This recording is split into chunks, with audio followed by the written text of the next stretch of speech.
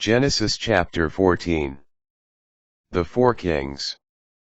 When Amraphel king of Shinar, Arioch king of Elasar, Chedorlaomer king of Elam, and Tidal king of Goyim, made war on Bera king of Sodom, Birsha king of Gomorrah, Shinab king of Admah, Shem-eber king of Zeboim, and the king of Bela, that is, Zor.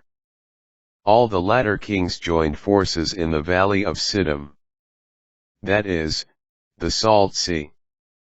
For 12 years they had served Chedorlaomer. But in the 13th year they rebelled.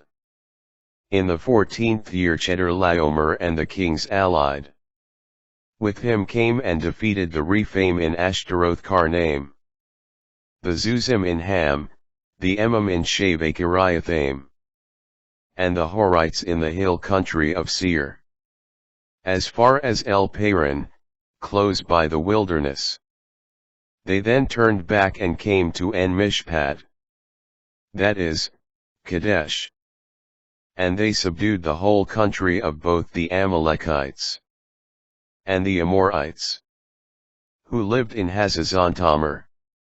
Thereupon the king of Sodom, the king of Gomorrah, the king of Admah, the king of Zeboim, and the king of Bela, that is, Zor, marched out. And in the valley of Siddim they went into battle against them. Against Chedorlaomer king of Elam, Tidal king of Goyim, Amraphel king of Shinar, and Arioch king of Elasar. 4 kings against 5. Now the valley of Siddim was full of bitumen pits.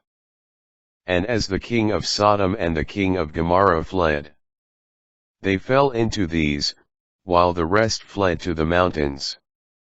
The victors seized all the possessions and food supplies of Sodom and Gomorrah and then went their way. They took with them Abram's nephew Lot, who had been living in Sodom, as well as his possessions, and departed. A survivor came and brought the news to Abram the Hebrew, who was camping at the oak of Mamre the Amorite, a kinsman of Eshcol and Aner. These were allies of Abram. When Abram heard that his kinsman had been captured, he mustered 318 of his retainers, born in his house, and went in pursuit as far as Dan. He and his servants deployed against them at night, defeated them, and pursued them as far as Hobah, which is north of Damascus. He recovered all the possessions. He also recovered his kinsman Lot and his possessions, along with the women and the other people. When Abram returned from his defeat of Chedorlaomer, and the kings who were allied with him, the king of Sodom went out to greet him in the valley of Shaveh, that is, the king's valley. Melchizedek, king of Salem, brought out bread and wine. He was a priest of God Most High. He blessed Abram with these words: Blessed be Abram by God Most High, the Creator of heaven and earth. And blessed be God Most High, who delivered your foes into your hand. Then Abram gave him 1/10 of everything. The king of Sodom said to Abram, Give me the captives, the goods you may keep.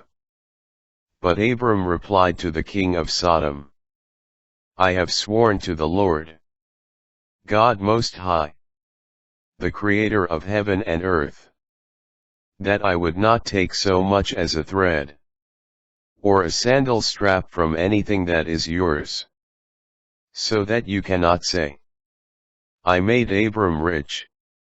Nothing for me except what my servants have consumed, and the share that is due to the men who went with me, Aner, Eshcol, and Mamre.